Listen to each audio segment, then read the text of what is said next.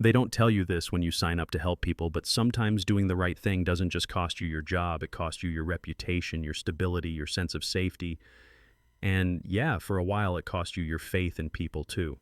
I learned that on a rain-soaked Tuesday night when I chose a dying stranger over a man with money and connections, and the system decided I was the problem. My name is Mara Cole, and back then I was a charge nurse at North Bay Regional, a trauma hospital that liked to brag about excellence while quietly worshiping donors.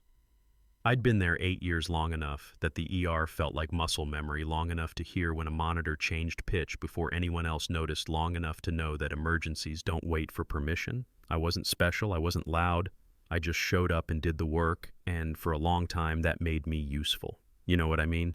Useful but replaceable. That night was quiet in the worst way, the kind of quiet that tightens your chest because you know it's about to break. Rain streaked down the ambulance bay doors. The city smelled like wet asphalt, and I was halfway through the worst coffee known to mankind when the red phone went off. Not ringing, screaming.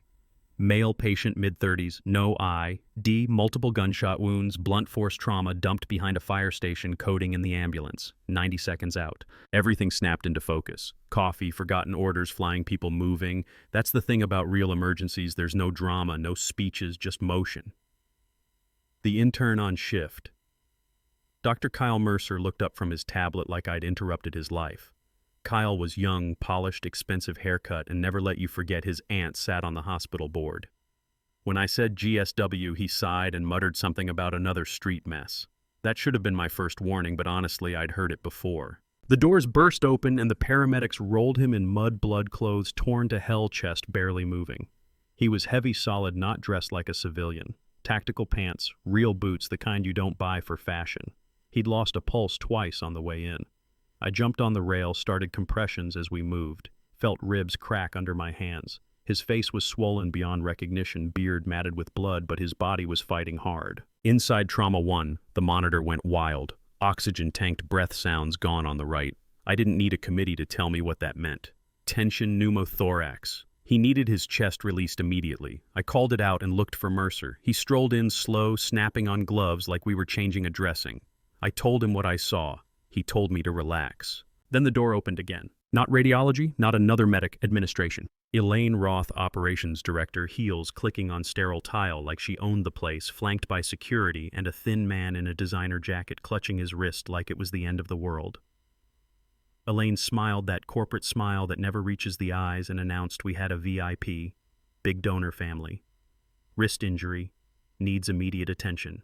I remember looking from the man bleeding out on the table to the man whining in the doorway and feeling something cold settle in my stomach. Mercer looked too. Then he did the thing that still makes my jaw tighten.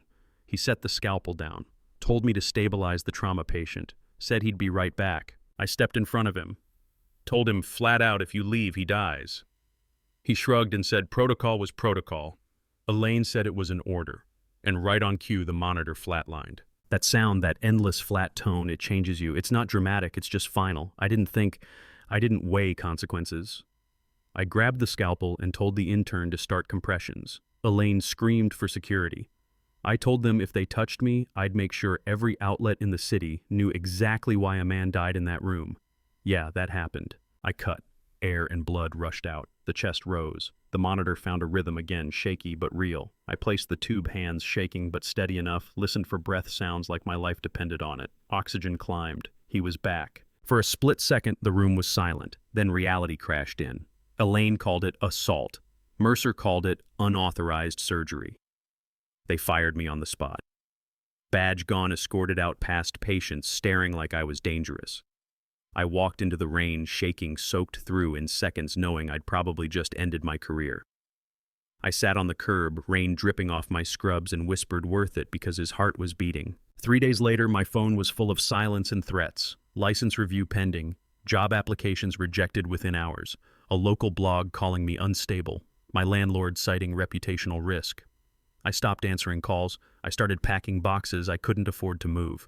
What I didn't know was that the man I saved wasn't just a John Doe. At the hospital, he was listed as indigent minimal care, unknown background.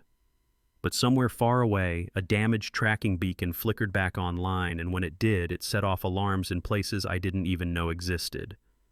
The morning it happened, Elaine was yelling at a receptionist when the front door slid open and 6 men walked in, not rushed, not loud, just controlled. Military controlled. The man in front was tall, scarred eyes like ice. He put his hands on the counter and said calmly, "I'm looking for my brother." Elaine tried policy privacy paperwork. He didn't blink. He said the name Captain Noah Reed mentioned a tattoo behind the ear. Elaine's face changed. They found him. Alive. Barely. And then the man asked the question that cracked the room open. Who kept him alive? Elaine pointed at Mercer. The commander looked at him for about 2 seconds and knew better. He asked again. Silence. Until a junior nurse voice shaking said my name. An hour later there was a knock on my apartment door. 3 heavy knocks, the kind that don't ask. I opened it to find the commander filling the frame, rain dripping off his jacket, holding a photo of 2 brothers in uniform. He said I treated Noah. I nodded. He said Noah was awake, violent, ripping lines out, refusing care. He only trusted the voice that told him he wouldn't die alone. He asked me to come back. I told him I couldn't. Trespassing arrest, ruined. He looked at my eviction notice, crumpled it in his hand and said, "That's not power." He promised protection, promised to handle the hospital, asked if I could keep his brother alive. I grabbed my stethoscope. When we walked back into North Bay Regional, it was chaos. Police news vans, Elaine screaming for arrests. The commander stopped, looked bored, and informed her she was interfering with a federal operation. Told her to check her email. She did. Suspension. Investigation. Mercer was arrested for falsifying records involving a federal officer. They cleared a path. I didn't look down. On the 4th floor, Noah had barricaded himself in delirious, armed with a scalpel. I approached alone, knocked gently, said my name. The door opened. He saw me. Dropped the blade. Let me work. His vitals stabilized in minutes. The rage drained out of him like poison. His brother watched from the doorway, eyes steady but wet. They offered me my job back. A raise, an apology. I said no. I was done saving profits. I wanted to save people. They offered me something else. Weeks later, I was somewhere on the coast tending to Noah as he healed, learning what it meant to work without politics. We weren't done, though. The donor family ran deeper than anyone wanted to admit. The ambush that almost killed Noah wasn't random. When the attack came, it came fast. Power cut, gunfire, smoke. We ran. Noah collapsed. I refused to leave him. The donor's son stepped out of the dark with a gun and a smile. I stood in front of Noah and raised mine, hand shaking but steady enough.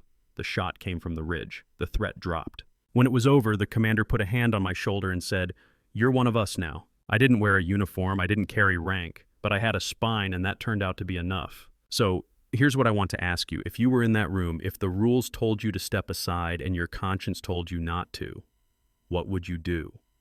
Who deserves to be saved when money and power start talking louder than truth? Tell me what you think in the comments. Argue with me. Share your story. Because systems don't change quietly. They change when enough people decide they've seen enough.